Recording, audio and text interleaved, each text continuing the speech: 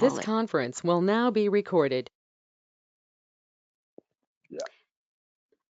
All right. Again, my name is Nancy, and I am an alcoholic. I'm from Grand Junction, Colorado, in the United States, and my sobriety date is April 22nd, 1994. My home group is the Sisters in Sobriety here in Grand Junction. And I think many of you have met my sponsor, Judy L., also from Colorado. And I was given the opportunity to choose a topic.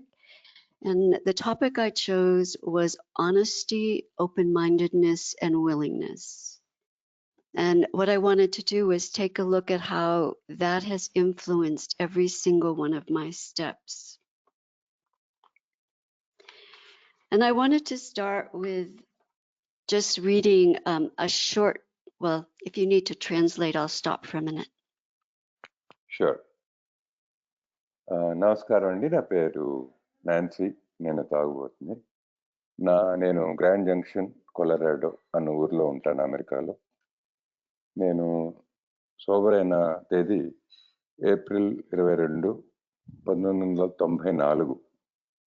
నా home group వచ్చి sisters in సొబ్రైటీ, అంటే సొబ్రైటీలో అక్క చెల్లెళ్ళు అన్న group మా ఊర్లోనే. మీరంతా నా స్పాన్సరు జూడీ ఎల్ మాట్లాడగా ఇంతకు ముందు వినుంటారు. ఇవాళ నన్ను టాపిక్ ఎంపిక చేసుకోమని నాకు అవకాశం ఇచ్చినప్పుడు నేను ఆనెస్టీ, ఓపెన్ మైండెడ్నెస్, విల్లింగ్నెస్ అన్న టాపిక్ ఎంచుకున్నాను. అంటే నిజాయితీ, ఓపెన్ మైండ్, తర్వాత విల్లింగ్నెస్ అంటే ఇచ్ఛత. ఇవి నా సోపానాల కార్యక్రమంలో నాకు ఎలాగ మెరుగు చేస్తున్నాయి అన్న విషయం మాట్లాడదామని, ప్రస్తావిద్దామని నేను అనుకుంటున్నాను. Yes Nancy, please. Thank you. Just a minute about how I drank so that we all know that we're all of us here are alcoholics. I wanted to drink 2 drinks every Friday and Saturday night, just like I could see my friends doing. And that seemed like a nice ladylike thing to be able to do, but I could never do it. Every single day there was a reason to drink, no matter what day it was. It was a good day. It was a bad day. It was a day I needed to have a drink.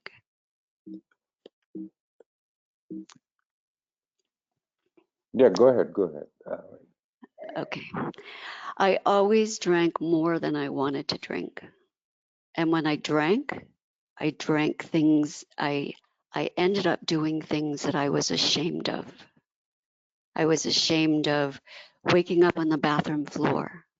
I was ashamed of sending out really honest emails, but they were really mean and not so honest.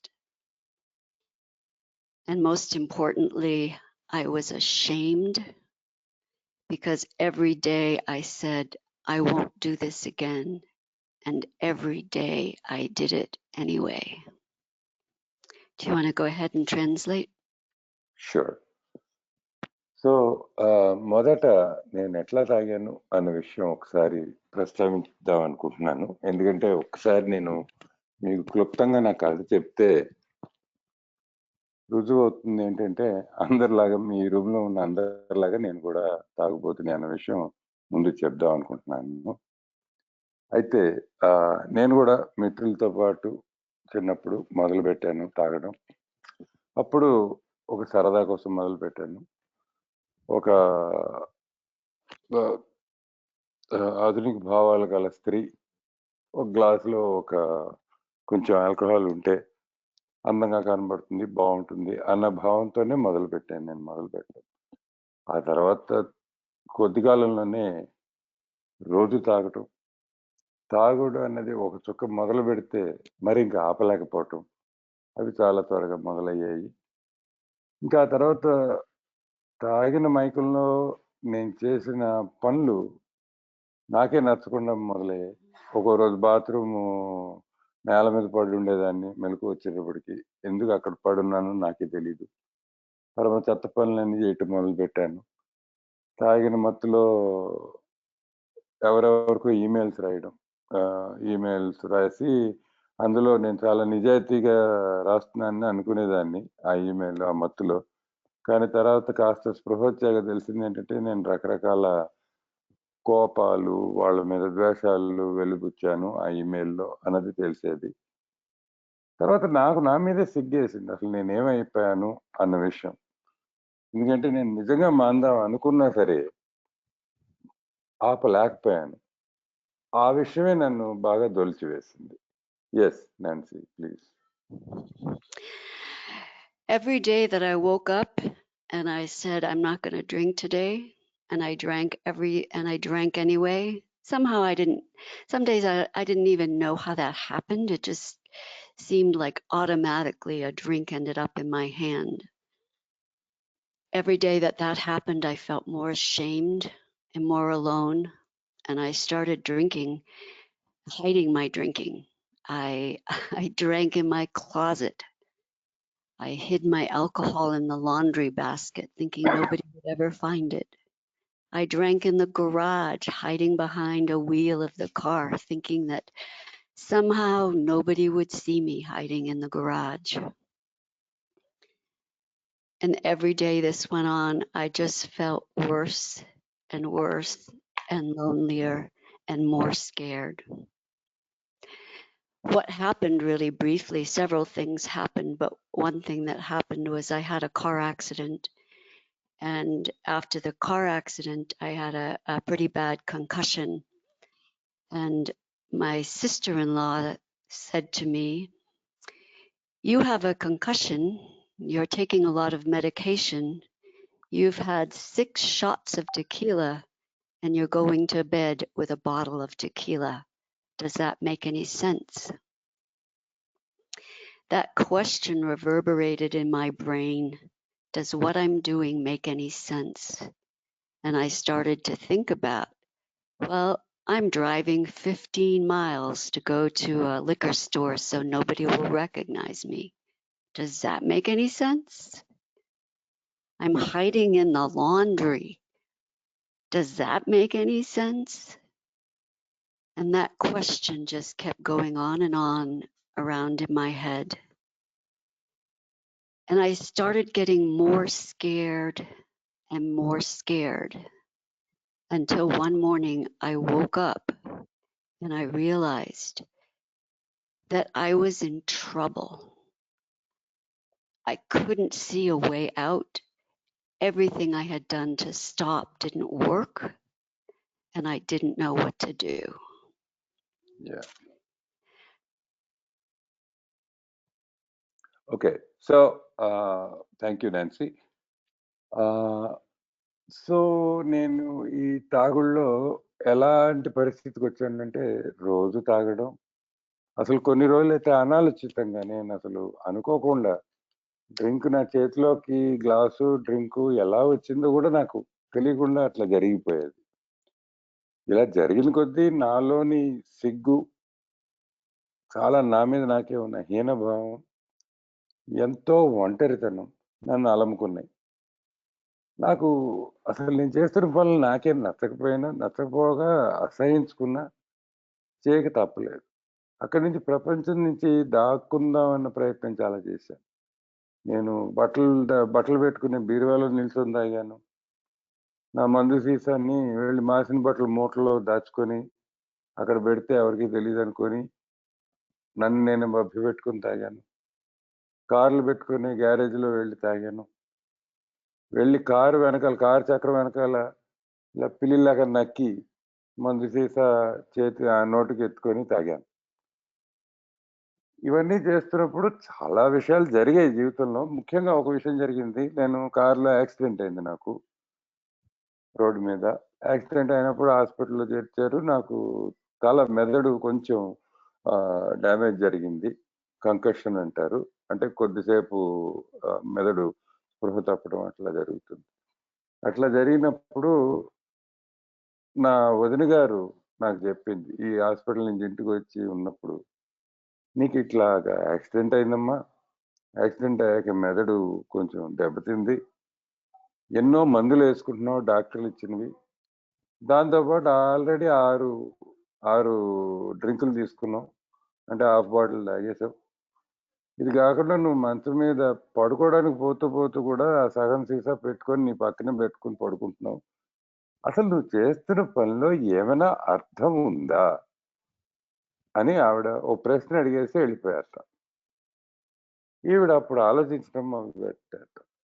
ఇది సరే, నేను ఎవరికీ తెలియకూడదని అందరి దగ్గర దాక్కోవాలని 15 మైళ్ళ దూరంలో ఉన్న wine షాప్‌కెళ్ళి కొనుక్కొనొస్తున్నా సరుకు. నేను అందరి దగ్గర దాక్కొని, నా నుంచి నేనే దాక్కొని ఎక్కడెక్కడో వెతుక్కుని చోట్లు అక్కడ దాక్కొని తాగుతున్నా. వీటికి మాత్రం ఏమన్నా అర్థం ఉందా? అన్న ఆలోచన బలంగా నా బుర్రలో తిరగడం మొదలుపెట్టింది. తర్వాత చాలా భయమేయడం మొదలుపెట్టింది. ఇలా జరిగి ఒకరోజు పొద్దున్న లేచిన వెంటనే నాకు అర్థమైంది. ఇది లాభం లేదు. నేను చాలా ఇబ్బందిలో ఉన్నాను. ఇది చాలా నా జీవితానికే ప్రాణాంతకమైన స్థితి వచ్చింది అన్న విషయం నాకు క్లారిటీగా తెలిసింది. తెలిసినప్పుడు పోనీ ఏం చేద్దామంటే ఏ దారి కానరాలేదు. ఏ దారి కనబడలేదు. నేను ప్రయత్నం చేసిన ఏది కూడా పని చేయలేదు. ఇలాంటి పరిస్థితుల్లో ఉన్నాను. Yes Nancy. That morning, when I woke up and I realized in absolute terror and desperation that there was nothing that I could do, that alcohol was more powerful than I was. I couldn't control it. I couldn't stop it. And I just didn't know what to do. Something inside of me opened up and I reached out to the universe and I reached out to something I didn't believe in and said, if there is anything out there, I need help. Hmm. And that's where I want to start talking about the honesty, open mindedness, and willingness. Because in that moment, I became willing to think differently and to do things differently. And if you wouldn't mind, I'd like to just read a sentence from our textbook, the big book. It's in the appendix on the spiritual experience. It's at the very end. We find that no one need have difficulty with the spirituality of the program. Willingness, honesty, and open-mindedness are the essentials of recovery, but these are indispensable. And that's what I found, is that each one of those gave me exactly what I needed to do each one of the steps. The first one being honesty. When I had to look at all the lies that I had told myself about my drinking, like it's not hurting anybody but me. It's not really affecting my life. My life is fine. I'll just somehow figure out another way to control it. I had to get really, really honest with myself to realize that nothing I did worked, and that in fact, my drinking was hurting a lot of people. Yeah. Can I go ahead, Nancy? You'd like me to go on? Yeah. No. I will go ahead and translate that. Thank you. Okay. Yeah. Thank you, Nancy. So ఆ రోజు పొద్దున నేను లేచి నా జీవితం అస్తవ్యస్తంగా ఉంది అని నాకు అనిపించి చాలా భయం, విపరీతమైన భయంతో లేచాను. ఒక రకమైన నిస్పృహతో లేచాను. ఏం చేయగలను? ప్రపంచంలో నన్ను ఏ శక్తి రక్షించలేదా? అన్న ఒక విపరీతమైన నిస్సహాయ స్థితిలో లేచి నాకు ఒక్క క్షణం తోచిన భావం ఏంటంటే, ఈ ఆల్కహాల్ నాకంటే చాలా చాలా ఎక్కువ శక్తివంతమైనది. నాకు ఏ శక్తి దీని ముందర లేదు అన్నది చాలా స్పష్టంగా ఒక మాట కనిపించింది. నా లోపల ఏదో ఒక తలుపు తెరుచుకున్నట్టు నాకు అనిపించింది హృదయం లోపల.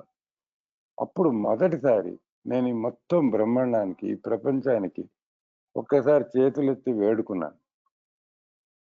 నేనేం చేయలేకపోతున్నాను.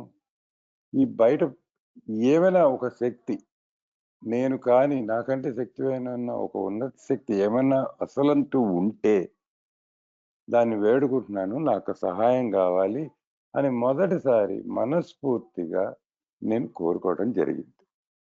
ఆ క్షణంలో నాలో ఇష్టత అన్నది బయలుదేరింది. దేనికి? వేరేగా ఆలోచించడానికి, పాత ఆలోచనలు తీసివేసి కొత్త ఆలోచనలు నాలో నింపుకోవడానికి ఒక ఇష్టత కలిగింది. పాత పనులు మానేసి కొత్తగా జీవించడానికి నేను ఇష్టతని పెంపొందించుకోవడం మొదలుపెట్టాను ఆ క్షణంలో. మీరందరూ ఏమనుకోకపోతే నేను మన బిగ్ బుక్‌లో వెనకాల అపెండిక్స్‌లో ఉన్న ఒక వాక్యం చదవదలుచుకున్నాను అని చదివి వినిపించారు మనకి. అదే వాక్యం అంటే, ఎవరు కూడా మా కార్యక్రమానికి సంబంధించిన ఆధ్యాత్మిక ఆధ్యాత్మికత విషయంలో ఎలాంటి ఇబ్బందిని ఎదుర్కోవాల్సిన అవసరం లేదనే విషయాన్ని మేము తెలుసుకున్నాం. ఇష్టత, నిజాయితీ, దాపరికం లేకుండా ప్రస్తావించగలగటం ఇవి కోలుకోవడానికి అవసరమైన విషయాలు. ఇవి లేకుండా స్వస్థత చేకూరదు అన్న ఆ పారాగ్రాఫ్ చదివి ఇలాగే అనిపించిందండి నాకు. నేను ఆనెస్టీ, నిజాయితీ, 2 ఓపెన్ మైండెడ్‌నెస్ అంటే సురేష్ గారు నాకు చెప్పారు. విశాల దృక్పథం, విల్లింగ్‌నెస్, ఇష్టత ఇవి పెంపొందించుకోవాలి అన్నది అక్కడ రాసినట్టే నా మనసులో తోచింది. సో, ఇందులో మొదటి విషయం నిజాయితీ. నేనింతకుముందు నేను తాగుతున్నాను, నా డబ్బులతో నేను తాగుతున్నాను, నేను పక్కాళ్ళకి ఏం హాని చేయట్లేదు, నేను తాగి నేను దొబ్బిపోతే పక్కాడికి ఏంటి ఇబ్బంది అన్న భావంతో ఉండేదాన్ని. రెండోది, కొంచెం అందరికంటే ఎక్కువ తాగుతాను, నేను కొంచెం కంట్రోల్ చేసుకుంటే, కొంచెం నేను దాని మీద నియంత్రణ చేసుకుంటే బానే ఉండగలను అనే ఒక భావనలో బ్రతుకుతూ ఉండేదాన్ని. కానీ నిజాయితీ నాకు అవసరమైంది ఆ రోజు. ఎప్పుడైతే ఈ ఇష్టత కలిగిందో, లేదు మార్చుకోవాలి జీవితం అన్న రోజు. ఆ నిజాయితీ ఏంటంటే, ఫస్ట్ ఆఫ్ ఆల్ నేను ఆపలేను. అది నిజమైన విషయం. మొదటి విషయం.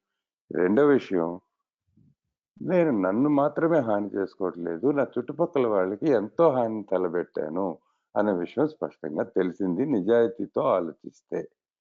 Yes, Nancy please. The open-mindedness came in step 1 with, when I got to AA, I didn't understand what anybody was saying. It made no sense to me. I looked at the literature and I didn't understand it. And I looked at the signs on the wall and I didn't understand it. And I thought it was all a little bit ridiculous. But the open-mindedness came when I was able to look into your eyes and see that you had something that I didn't have, and that you had some peace of mind that I didn't have. And with that open-mindedness came the willingness of, I don't get it. I don't know that this is going to work, but I am willing to give it a try. I'm willing to give it a shot. And then I had to look at the unmanageability of my life. And I had thought that things were going well. But that honesty brought me to look at things like my finances were a mess. My marriage was on the verge of ending. My family was hurt and disappointed in me. And at work, I had not given them 100%. I had not given them my best. I had not shown up as a good worker. And all of this took a level of honesty that I just wasn't used to. And the open-mindedness and the willingness to do something about it. Yeah. Thanks Nancy. So నిజాయితీ తర్వాత ఈ విశాల దృక్పథాన్ని నేను పెంపొందించుకోవటం మొదలు పెట్టాలి అనుకుంటే, నాకు నిజంగా చెప్పాలంటే మొదట్లో ఏమి అర్థమే కావాల. ఎందుకంటే మొదటి సోపానం చదివాను గట్టిగా, లిటరేచర్ చదివాను చెప్పినట్టుగానే. తర్వాత ఈ స్లోగన్లు ముఖ్యంగా మనం కీప్ ఇట్ సింపుల్ ఇవన్నీ స్లోగన్స్ ఉంటాయి. అవి కూడా గోడ మీద చూశాను. ఎటొచ్చి వాటిల్లోంచి నాకేమి నా దృక్పథాన్ని నేను పెంచుకోవాలి, విశాలంగా దాన్ని చేసుకోవాలి అన్న భావం నాకు కలగల మొదట. నాకు నిజంగా ఆ భావం ఎప్పుడు కలిగిందంటే, మొట్టమొదటిసారిగా ఏ మీటింగ్‌లో కూర్చొని మీలాంటి మిత్రుల కళ్ళల్లోకి చూసినప్పుడు, మీ దగ్గర నా దగ్గర లేనిదేదో ఉంది. అది నాకు కూడా కావాలి అని నాకు అర్థమైంది. 2 నాకు మీ కళ్ళల్లో, మీ ప్రవర్తనలో ప్రశాంతత కనిపించింది మీటింగ్‌లో కూర్చుంటే. ఇదేదో వీళ్ళకి ప్రశాంతత కల్పించింది. నాకు కూడా ఏమైనా అవకాశం ఉందేమో అన్నది నాకు మొట్టమొదటిసారిగా స్ఫురించింది. అక్కడి నుంచి ఇది ఈ విషయం నాకు మెల్లిగా నన్ను నేను పెంచుకుంటూ పోయాను. నా మనసుని, నా దృక్పథాన్ని. అక్కడి నుంచి వెంటనే నాకు ఆ ఇష్టత కలిగింది. ఆ ఇష్టత ఎలా కలిగిందంటే నాకిదేంటో తెలీదు. అసలు ఎట్లా పని చేస్తుందో తెలీదు. అసలు పని చేస్తుందో లేదో కూడా నాకు తెలీదు. కాపోతే ఒక ప్రయత్నం చేద్దాం. తప్పకుండా ఇది ప్రయత్నం చేయాల్సిన విషయం. ఈ ఏఐ ప్రోగ్రామ్‌ని పట్టుకుంటే ఏమైనా మేలు జరుగుతుందేమో అని కనీసం ఆ పెసరు నమ్మకంతో నేను ఇష్టత కల్పించుకున్నాను.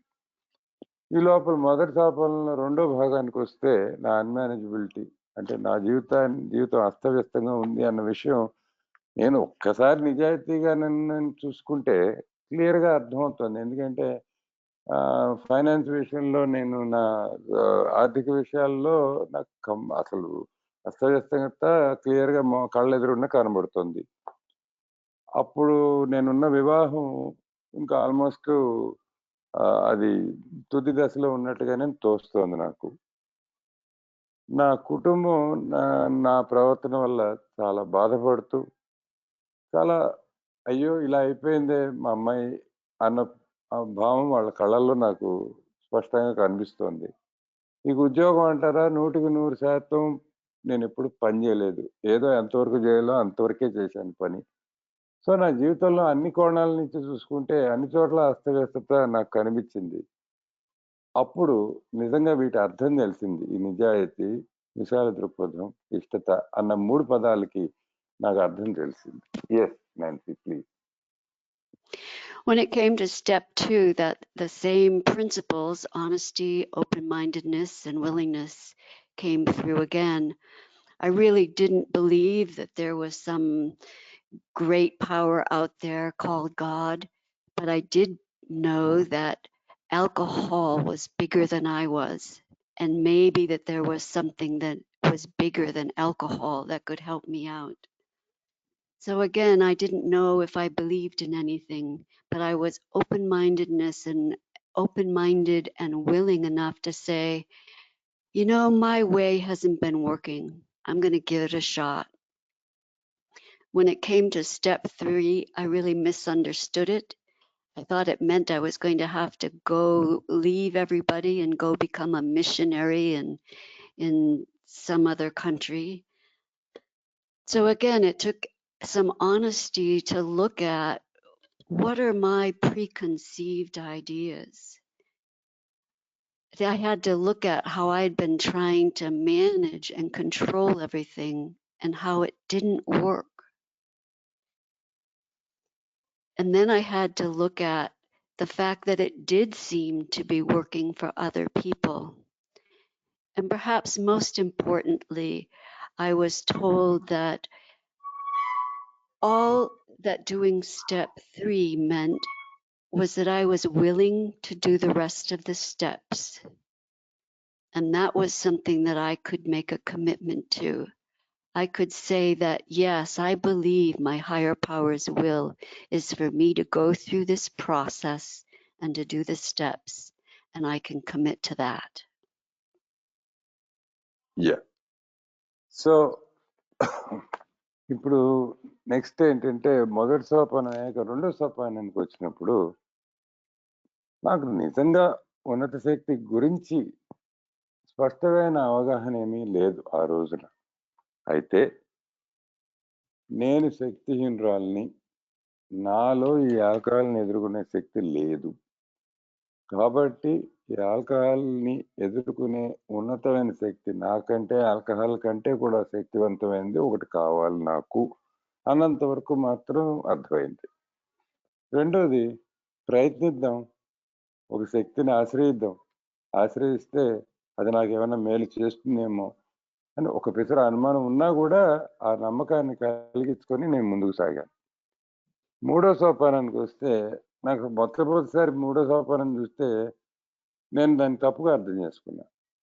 తప్పుగా ఎలా అంటే, నేను అనుకున్న మూడో సోపానం తీసుకుంటే ఇంక అడవుల్లోకి వెళ్ళి సన్యాసం పుచ్చుకోవాలి అనిపించింది. ఎందుకంటే అన్నీ వదిలేసి, సర్వం వదిలేసి నేను ఎక్కడో తపస్సు చేసుకుంటూ ఉండే పరిస్థితిలో ఉండాలి, తపస్విని అయిపోవాలి అని అనిపించింది నాకు అది చూస్తే. తర్వాత అర్థమైంది, అది ప్రపంచాన్ని వదిలేసి సన్యాసం పుచ్చుకోవడం కాదు మూడో సోపానం అంటే. నాకు ఇంతకుముందున్న ఆలోచనలు, నా మనసులో ఉన్న భావాల్ని మార్చుకోవడానికి మొదలు మూడో సోపానం అని అర్థమైంది. ఇంతకుముందు నేను జీవితాన్ని, చుట్టుపక్కల వాళ్ళని, పరిస్థితుల్ని నేను కంట్రోల్ చేయటం గాని, నేను నా ఇచ్చ ప్రకారం వాటిని సాగించడానికి ప్రయత్నిస్తూ ఉండేదాన్ని. అది పనిచేయలేదని విదితంగా క్లియర్‌గా అర్థమవుతూనే ఉంది. కాపోతే ఈ మూడో సోపానం తీసుకొని ఉన్నత శక్తికి కొంత వదిలిపెట్టడం అన్నది మొదలుపెడితే పక్క వాళ్ళకి పనికొస్తుందని నాకు ఏఐలో కనబడుతూ ఉంది. చివరికి అర్థమైంది ఏంటంటే, మూడో సోపానం కేవలం ఇష్టత, దేనికి?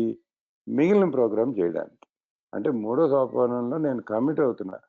అవును దేవా, నువ్వు చెప్పినట్టుగా, నువ్వు నిర్దేశించినట్టుగా నేను 4-12 మిగతా సోపానాల బాటలో నడుస్తాను అని బలంగా మనం కమిట్ అవ్వడానికి మూడో సోపానం పనికొస్తుంది అన్నది నాకు అర్థమైంది. Yes, Nancy. Thank you. The same principles came through in step 4, when I had to make a moral and fearless inventory of myself. And I want to say it's not a list of everything that I ever did wrong. And it's not a list of, oh my God, what a terrible person I am. It is a fact-finding mission of looking at what is working in my life and what is not working in my life. And I wasn't used to being honest about this. I was used to blaming everybody else for how I was feeling and what was going wrong in my life. So it took a lot of honesty and a lot of open-mindedness to look at a situation and say, well, they're not just to blame. I made mistakes in this too. And a good example of that was I was really angry with my husband because he would nag me about spending too much money, and I didn't think he had the right to nag me about that. But when I got honest about it, the truth was I was spending too much money. I was spending more money than we had. And that was my part in creating some chaos in our household. Yeah. So ఇదే 4వ సోపానంలో కూడా కొనసాగిందండి నా ప్రయాణం. అక్కడ నన్ను నిశ్చితంగా, నిర్భయంగా inventory తీసుకోమన్నారు. నా లోపల విషయాల్ని ఒక్కసారి ఇన్వెంటరీ చేసుకుంటే, ఇది నాకు మొదట ఎలా అనిపించిందంటే, నేను చేసిన తప్పులన్నీ జాబితా రాయాలా? జీవితంలో పుట్టిందేంచి ఇప్పటి వరకు చేసిన ప్రతి తప్పు రాసుకొని లిస్ట్ రాసుకుంటూ పోవాలా? అక్కర్లేదు అని అంటున్నారు. 2, ఇది నేను ఎంత చెడ్డ మనిషినో, చెడ్డ వ్యక్తినో చాటుకునే విషయమా? కాదు. ఇది మీరు చెడ్డవారని రుజువు చేసే డాక్యుమెంట్ కాదిది. ఇది కేవలం మన జీవితంలో జరిగిన కొన్ని పరిస్థితుల్లో నేను చేసిన పనేంటి? నా ఆలోచనలు, నా ప్రవర్తన ఎక్కడ పని చేశాయి? ఎక్కడ పని చేయలేదు? అన్న కేవలం మనం లెక్క రాసుకున్నాం, ఒక జాబితా రాసుకున్నాం అంతే. అంతవరకే. 2, నేను ఇంతకుముందు తాగే రోజుల్లో నా జీవితంలో నాకున్న ఇబ్బందులన్నిటికీ చుట్టుపక్కల వాళ్ళని బ్లేమ్ చేసేవాడిని. వాళ్ళది తప్పు. నాదేమీ లేదు. ఎంతసేపు అవతల వాళ్ళని వాళ్ళ మీద నిందలు మోపడం తప్ప, నా విషయం ఏంటి? నేను చేసిందేంటి? ఆ పరిస్థితుల్లో నా తప్పేమైనా ఉందా? అన్న ఆలోచన ఇంతకు మునుపు నేనెప్పుడు చేయలేదు. నాలుగో సోపానం చేస్తున్నప్పుడు మొట్టమొదటిసారిగా నాలో నేను తొంగి చూసుకొని, అసలు ఆ పరిస్థితిలో నేను చేసిందేమైనా తప్పుందా అని ఆలోచించడం మొదలుపెట్టా. దీనికి ఉదాహరణ ఏంటంటే, ఆహ్, నా భర్త నన్ను ఎప్పుడు కోప్పడుతూ ఉండేవారు. ఎందుకంటే, నేను డబ్బులు ఖర్చు పెడుతున్నా అని. నువ్వు ఎక్కువ డబ్బులు ఖర్చు పెడుతున్నావని వెంట పడుతూ ఉండేటప్పటికి నాకు ఆయన మీద చిరాకేసింది. అసలు నీకేముందయ్యా హక్కు నేను డబ్బులు ఖర్చు పెట్టుకుంటానో, ఖర్చు పెట్టుకోనో నా ఇష్టం అన్నది నా ఆలోచన ఆ రోజున. కానీ ఒక్కసారి నాలుగో సోపానం చేస్తున్నప్పుడు ఆలోచించి చూస్తే నిజమే. నేను చాలా డబ్బులే ఖర్చు పెడుతున్నాను. నిజం చెప్పాలంటే మా దగ్గర లేని డబ్బు కూడా ఖర్చు పెట్టే అలవాటు నాకుంది. సో, ఆ ఖర్చు పెట్టే అలవాటు వల్ల మా జీవితంలో కొంత అల్లకల్లోలం సృష్టించిన దాన్ని నేనే. ఆ విషయం నేను ఒకసారి నిశితంగా, నిర్భయంగా ఆలోచిస్తే తప్ప నేను బయట పెట్టలేకపోయానది. Thank you. Nancy. Thank you. The willingness part of that had to do with just literally, I had to sit down and write it.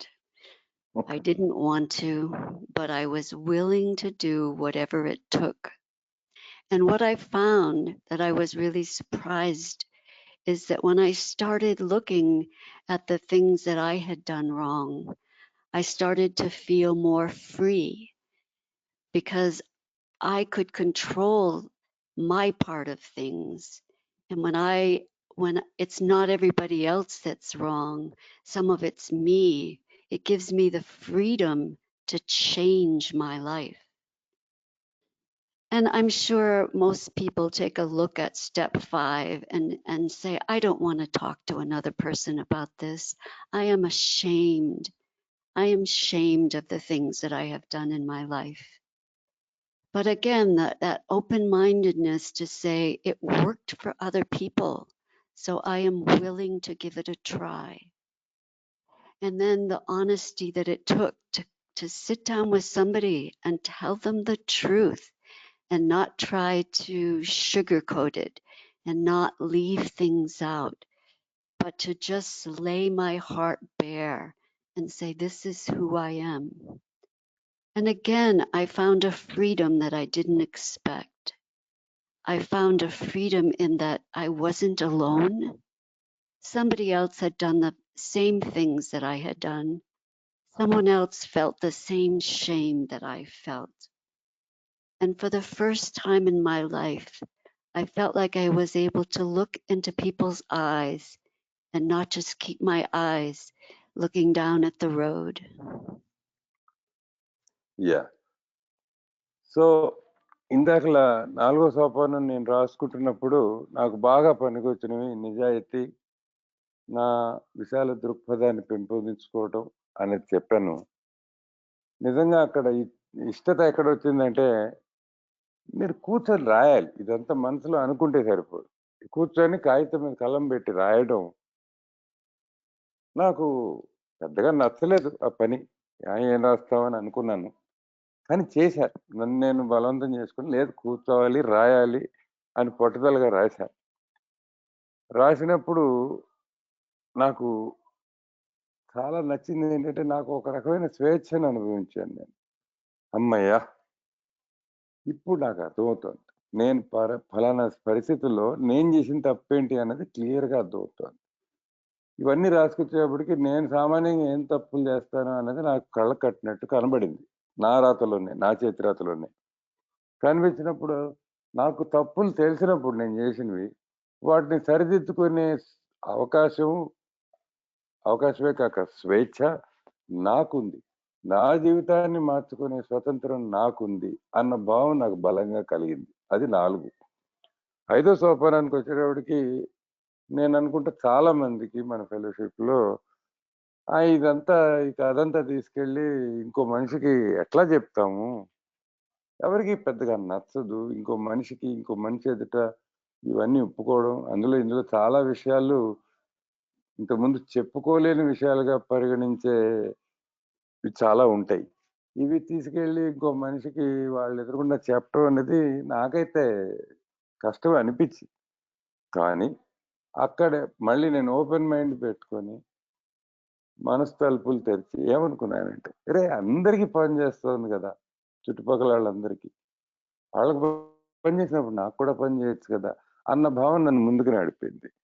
So, అక్కడ ఇష్టత దేనికంటే, ప్రయత్నం చేద్దాం అనే ఇష్టత కలిగించుకున్నాను నాకు నేనే.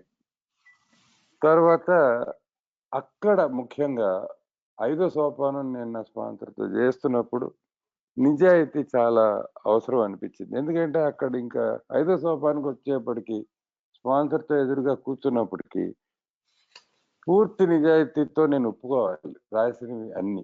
ఏ మినహాయింపులు లేకుండా, ఏది వదిలిపెట్టకుండా, దేనికి కాస్త మన వైపుకి ఆయన అభిప్రాయం మొగ్గేలా కథని మలచి చెప్పకుండా, పూర్తిగా హృదయాన్ని అలా పరిచిపెట్టినట్టుగా ఆయన ఎదురుగుండాలో, ఆవిడ ఎదురుగుండానో చెప్పటం అన్నది చాలా అవసరం అని నేను భావిస్తాను. ఆ నిజాయితీగానే చేశాను. చేసినప్పుడు మళ్ళీ మరొకసారి నాకు ఒక గొప్ప స్వేచ్ఛాభావం కలిగింది. నేనెప్పుడు ఊహించలా అంత స్వేచ్ఛ నాకు లభిస్తుందని జెప్పి. ఏంట్రా అంటే, నేను ఒక్కతినే కాదు ప్రపంచంలో. నేను చేసిన ఎదవ పనులు పక్కోడు కూడా చేశాడు అన్న విషయం 5 సోపానంలో నాకు తెలిసింది. ఇవన్నీ ఇన్నాళ్ళు దాచిపెట్టుకోవాల్సొచ్చిందే. ఇంక దాచుకోక్కర్లేదు అన్న స్వేచ్ఛ కలిగింది ఒక్కొక్కసారి హృదయానికి. మొదటిసారి నేను జీవితంలో మనుషులతో ప్రపంచంలో కళ్ళలో కళ్ళు పెట్టి చూడటం మొదలుపెట్టా. ఇంతకుముందు నేనెప్పుడు కళ్ళు నేలకేసి పక్క నుంచి తప్పించుకొని తిరిగే మనిషిని కళ్ళల్లో కళ్ళు పెట్టి ధైర్యంగా మాట్లాడే ఒక ఇది కాన్ఫిడెన్స్ వచ్చిందనమాట. నాలో నాకే ఒక ఇదొచ్చింది. స్వతంత్రం నాకు లభించింది. Yes, Nancy. Steps 6 and 7. I have to say, I really didn't understand them. It didn't make any sense to me. Doesn't everybody want to be a better person? Wouldn't, of course, I want my character defects removed? It took me a while to understand that I had to do another surrender, just like in step 1. I had to become sick of who I was and how I was acting, and become open-minded to the fact that, again, my way wasn't working and I needed to try something different. And in that moment, I became willing to ask a power greater than myself to help me. And I became willing to start practicing behaving in a different way. When I would get really impatient and want to be short-tempered, I had to practice kindness and tolerance. And so part of this was an open-mindedness to some power outside of me helping. And part of this was a willingness to do things differently and to practice new behavior. Yeah. 6, 7కి వచ్చేప్పటికి నాకు నిజం చెప్పాలంటే ఏం అర్థం అవ్వలా. ఇందులో ఏముంది, ప్రతి వాళ్ళు కూడా మంచి మనిషి అవ్వాలని కోరుకుంటారు. మరింత మంచితనం పెంపొందించాలని కోరుకుంటారు. ఇందులో పెద్ద విషయం ఏముంది? అలాగే 7కొస్తే సరే వాళ్ళ లోపటున్న దోషాలు, గుణదోషాలు తీసివేయమని చెప్పటం ప్రతివాడు అనుకుంటాడు. ఇందులో పెద్ద నేను చేసే స్పెషాలిటీ ఏముంది అని అనిపించింది నాకు. అది పూర్తిగా నిజంగా లోతుగా అర్థం అవ్వాలంటే నేను మరొక్కసారి సరెండర్ చేయాల్సి, మరొక్కసారి దేవుని ఎదుట నేను మొక్కి, నేను నా రోగం నుంచి విముక్తురాలను కావాలంటే నేను ఇంతకుముందు నాలో ఉన్న ఆలోచన ధోరణి కానీ, నా ప్రవర్తన కానీ పని చేయలేదు అన్నది నాకు నేను మరొకసారి ఒప్పుకోవాల్సి వచ్చింది. ఎలాగైతే మొదటి సోపానంలో నేను ఆల్కహాల్ ముందు పూర్తి శక్తిహీనురాలిని అని ఏ భావంతో అయితే అంగీకరించానో పూర్తిగా మనసులో, అదే పూర్తి భావంతో నా పాత పద్ధతులు మరి పనిచేయవు అన్న మరొకసారి నేను సరెండర్ చేసుకున్నప్పుడే అప్పుడు నా దృక్పథం కొంచెం ఎదిగి, అప్పుడు నాకు అది ఇష్టతకి దారి తీసి, ఇష్టత దేనికి? జీవితాన్ని మార్చుకోవడానికి, కొత్త జీవిత విధానాన్ని కార్యాచరణలో పెట్టడానికి. ఇంతకు ముందు నేనెక్కడైతే చితచితలాడుతూ మనుషుల్ని కోప్పడుతూ ఉండాలి, ఉండేదాన్ని, అలాంటి పరిస్థితుల్లో నేను శాంతత, ప్రశాంతత, సౌమ్యం ఇట్లాంటివి నేర్చుకోవాల్సొచ్చింది. ఇవన్నీ నాకు కొత్త విషయాలు. ఎందుకంటే నాకు అలాంటివి తెలియవు ఇంతకుముందు. కానీ అవన్నీ నేను అవలంబించి వాటిని కార్యాచరణలో పెట్టుకోవడం అవసరం అనిపించింది. అది మొదలుపెట్టా. మొదలుపెట్టడం ఏంటి? జీవితాన్నే కొత్త విధంగా జీవించడం. Thank you. Nancy. When it comes to making amends in steps 8 and 9, making that list and making amends, I don't know anybody who really wants to do that. I don't know anybody who wants to face the people that they've harmed. I certainly didn't. I was really scared. But again, I had reached that point of desperation where I was willing to do what I was told to do. And so again, first it took the honesty to see where I had harmed other people. And then it took the willingness to go to them when I didn't want to and tell them what I had done wrong. It took open-mindedness to listen to them and to listen to how they thought I had done wrong. And then it took willingness to follow through to do what they wanted me to do. It was hard to go to my work and say, you know, I haven't been doing the best of jobs. How can I do better? The hardest one was going to my husband and saying, you're right. I have gotten us into debt. I am so sorry. What can I do to make it right? And what made it even harder was that my husband, dear man that he is, had a list of paper with every bit of money that I owed the family and had very clear ideas on exactly what I needed to do to make it right. And I just want to add today that many years later, I have made it right, and it's something that we can laugh about and has made us stronger, not weaker. Yeah 8-9కి వచ్చేటప్పటికి amends చేయడం దగ్గరికి వచ్చేటప్పటికి నాకు తెలిసి ఎవరికి కూడా అది ఇష్టమైన పని కాదు. ఒకటి మనం ఇతరులకు చేసిన హాని ఒప్పుకోవడం, 2 కాగితం మీద దాన్ని రాయటం.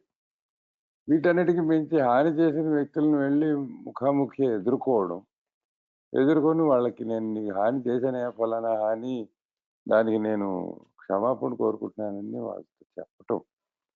ఇవన్నీ కూడా నా వల్ల ఏ పనులు కావు మామూలుగా అయితే. ఇటొచ్చి నేను ఈ సోపానాల కార్యక్రమం మొదలుపెట్టే టైంకి నేను ఎలాంటి పరిస్థితుల్లో ఉన్నానంటే, జీవితంలో ఎంత ఓడిపోయానంటే, నేను చెప్పిన పని చెప్పినట్టు చేయడానికి పూర్తిగా సిద్ధంగా ఉన్నాను. ఎందుకంటే ఇంకో మార్గం లేదు కాబట్టి ఈ పని చేశాను. కానీ చేసినందుకు చాలా సంతోషం. అక్కడ కూడా నాకు ఈ హానెస్టీ, ఓపెన్ మైండెడ్ విల్లింగ్‌నెస్ తప్పకుండా పనిచేశాయి. ఎందుకంటే మొదటి విషయం ఏంటంటే నిజాయితీగా ముందు ఆ లిస్ట్ రాసుకోవాలి. నేను ఎవరెవరికి ఏ హాని చేశానో చిన్న, పెద్ద అన్నీ కూడా జాబితా రాసుకోవడానికి పూర్తి నిజాయితీ నేను ప్రాక్టీస్ చేయాల్సొచ్చింది. నెక్స్ట్ నా దృక్పథాన్ని పెంచుకోవటం, ఓపెన్ మైండ్ పెట్టుకోవడం ఎక్కడ పనిచేసిందంటే నాకు, ఒకటి వాళ్ళని ఎదుర్కోవడానికి చాలా ధైర్యం కావాలి. చూద్దాం ఏమవుతుందో అన్న ధైర్యంతోనే కొనసాగా. 2 వాళ్ళ ముఖాముఖి మాట్లాడుకున్నాక, నేను నా క్షమాపణలు చెప్పుకున్నాక వాళ్ళని అడిగాను, నేనేం చేయగలను? అసలు మీకెలా అనిపించింది? వాళ్ళు చెప్తుంటే అది గప్‌చుప్‌గా వినడానికి కూడా నేను ఓపెన్ మైండ్ పెట్టుకోవాల్సొచ్చింది. ఎందుకంటే ఎంతోమంది ఎన్నో చెప్తారు. ఎందుకంటే హాని చేసింది నేను కాబట్టి అది వెనక్కి వస్తుంది. వచ్చినప్పుడు దాన్ని విని అంగీకరించడానికి కూడా నాకు అది అవసరమైంది. ఇక ఇష్టత అంటే, సరే నేనేం చేయగలను అని నేను అడిగినప్పుడు వాళ్ళు ఒక కార్యక్రమం నాకు చెప్పి, "నువ్వు ఇలా చేస్తే నాకు నచ్చుతుంది" అని చెప్తే అవతల వాళ్ళు, అది చేసి నాకు నేను వాళ్ళకి కూడా చూపించి కార్యాచరణలో పెట్టడానికి చాలా ఇష్టత అవసరమైంది. మా ఉదాహరణకి నేను నా ఉద్యోగంలో వెళ్ళి వాళ్ళకి చెప్పాను. నేను ఇన్నాళ్ళు గూడా 100% మీకు నేను పని చేయట్లేదండి. ఏదో తూతు మంత్రంగా చేసిపోతున్నా. ఇది నిజం అని చెప్పా. అయితే వాళ్ళ తర్వాత ఈ ఫలానావి చేస్తే నువ్వు మంచి మా దగ్గర వర్కర్ అవుతావమ్మా అని చెప్పినప్పుడు, మరి అది చేసి చూపించాలిగా. ఆ కృషి చేయాలిగా పనిలో ఉన్నంత సేపు. అలాగే అన్నిటికంటే కష్టమైంది నా జీవితంలో వెళ్ళి నా భర్తకి వెళ్ళి, అవును. నేను డబ్బులు చాలా ఖర్చు పెట్టాను. మనం అప్పుల పాలవ్వడానికి కారణం నేనే. నేనేం చేయగలను? మన కుటుంబ ఆర్థిక పరిస్థితిని మెరుగుపరచడానికి నేనేం చేయగలనండి? అని అడగడం ఒక ఎత్తైతే, ఆయన చెప్పినవి చేయడం చాలా ఇష్టత కావాలి, చాలా ధైర్యం కావాలి, చాలా పనితో కూడినది. ఇది నేను చేయాల్సొచ్చింది. అయితే ఇందులో మరింత కష్టం ఏంటంటే మా ఆయన మొత్తం లిస్ట్ రాసుకొనొచ్చాడు. ఆయన దగ్గర మొత్తం అంతా కాగితం మీద కలంతో రాసేసుకొనొచ్చాడంతా. నువ్వు ఈ డబ్బులు ఈళ్ళల్లా తగలేసావు. వీటికి ఇవి చేయొచ్చు అని చెప్పి మొత్తం నాకు ప్రోగ్రామ్ అంతా రాసి పెట్టేసాడు ఆయన ఆల్రెడీ. ఇదంతా చేయటం అంటే నాకెంతో కష్టమైన పనిలా అనిపిచ్చింది. కాకపోతే ఎన్నో సంవత్సరాలు గడిచాక ఇవాళ వెనక్కి తిరిగి చూసుకుంటే ఒకటేంటంటే నేను పూర్తిగా ఆ ఆర్థిక అస్తవ్యస్తత నుంచి బయటపడి నా కుటుంబాన్ని నేను, ఆయన కలిసి చేదోడు వాదోడుగా సంభాళించుకొని ఇవాళ ఒక మంచి పరిస్థితిలో ఉన్నాం. మొదటి విషయం. 2 ఇవాళ అది గతంలో ఉంది గాబట్టి ఇవాళ వేరేగా బ్రతుకుతున్నాను గాబట్టి, ఆ సంఘటనలన్నీ తలుచుకొని నవ్వుకుంటాం. అంతే తప్ప వాటి గురించి పెద్దగా బాధపడం కూడా ఇవాళ. చివరికి చెప్పేదేంటంటే మా వివాహ బంధాన్ని అది బలపరిచిందే తప్ప బలహీనపరచలేదు. అది నాకు జరిగింది. Yes Nancy. It is so beautiful to listen to you translating. Should I translate that? Sure. Go right ahead, please go. All right. You know, we're getting near the end of the time, so I'm going to make this brief. Step Sure. 10 and 11, you know, those are both things that you have to do every day. And I'm kind of lazy and I don't really want to do anything every day. So the willingness comes that I am willing to do it every single day. The honesty is that I have to admit I'm not all better. I still can't do it on my own. I still need to grow spiritually. And one of the ways that recently I've started doing this, because I keep forgetting to pray and I keep forgetting to take inventory, is that I have set my phone so that every 2 hours I get a reminder. And I change the reminders every week. And the reminders will go off every 2 hours and say things like, how can you do it better? How can you do it differently tomorrow? Remember to pray. Remember to breathe. So every 2 hours, I get hooked back in to that force that's greater than me, that keeps me sane and peaceful and away from that first drink. Yeah. So, సమయం అయిపోతుంది కాబట్టి తొందరగా ముగిస్తాను. అయితే క్లుప్తంగా 10, 11లో చెప్పిందేంటంటే నేను చేసేది రోజు చేయాల్సిన కార్యాచరణ అది. దినదినం జేయాలి. అయితే నేను సహజంగా నేను బద్ధకిష్టుని. నాకు రోజు చేయడం రాదు. అయితే ఇక్కడ ఇష్టత అవసరం. చేస్తాను, రోజు చేస్తాను అన్న విషయం. 2 నిజాయితీ చాలా కావాలి. ఏంట్రా అంటే, నేనేం బాగుపడిపోలేదే. నాకింకా చాలా దూరం ఉందే. నేను ఆధ్యాత్మిక ప్రయాణం నాదింకా మిగిలి ఉందే. నేను ప్రగతి సాధించాలే అన్న విషయం నాకు నిజాయితీతోనే తెలుస్తూ ఉంటుంది రోజు. చివరికి చెప్పేదేంటంటే నేను ఈ మధ్యన చేసిందేంటంటే, ఈ సాంకేతికంగా ఎదుగుదల ఉంది గాబట్టి మన చుట్టూ, ఫోన్‌లో ప్రతి 2 గంటలకి నేను ఒక రిమైండర్ పెట్టుకుంటా. ఆ రిమైండర్ ఏం చెప్తుందంటే, "నువ్వేం బాగా చేయగలవు? ప్రార్థన చేసుకున్నావా? అసలు ఊపిరి పీల్చుకుంటున్నావా ప్రశాంతంగా? రేపు ఇవాళ కంటే బావుంటుందా? ఇటువంటి చిన్న చిన్న మెసేజ్‌లు నేను రిమైండర్‌లు ప్రతి 2 గంటలకి పెట్టుకుంటున్నా. పెట్టుకోవడం వల్ల ఏమవుతుందంటే ప్రతి 2 గంటలకి నాకు ఉన్నత శక్తితో కనెక్షన్ వస్తూ ఉంటుంది. నేను పనిలో పడి వేరే ధ్యాసలో పడిపోయినా నాకు ఆ పరధ్యానంలోంచి నన్ను బయటికి తెచ్చి, ఇదిగో ఉన్నత శక్తితో మరొక్కసారి కనెక్షన్ పెట్టుకొని ప్రతి 2 గంటలకి నాకు నేనే గుర్తు చేసుకుంటూ ఉంటా. ఆ చేసుకోవడం వల్ల నేనివాళ కాస్త తిన్నగా పనిచేస్తుంది నా బుర్ర. ఎంతో ప్రశాంతత ఉంది నా మనసులో. ఇది నేను చెప్పదలుచుకున్నాను. Yes Nancy. Yes, and finally to step 12, honesty, open-mindedness, and willingness to work with other alcoholics to carry the message and to practice these principles in all of my affairs. This was a hard one for me also. They all were hard. I didn't really like other people, and I didn't think I was good enough to talk and to be of help to other people. But the honesty piece meant looking at, I am an alcoholic. I don't really have a choice in this. And the honesty also meant I need to be honest about myself and be vulnerable and open my heart up to other people. And the willingness meant I need to do this when the phone rings at a time when I don't want the phone to ring. It means I have to be willing of service when I don't want to be. And the open-mindedness was really important because it meant I had to be open-minded to the fact that I am a human being, just like you're a human being. You're a fallible human being, just like I'm a fallible human being. And that we are all just children of the Spirit, and we are all doing the best that we can. And I need to be open-minded enough to look at people that I don't have anything in common with and may want to prejudge and say, how are we alike? And how can I show up and be of service and help you?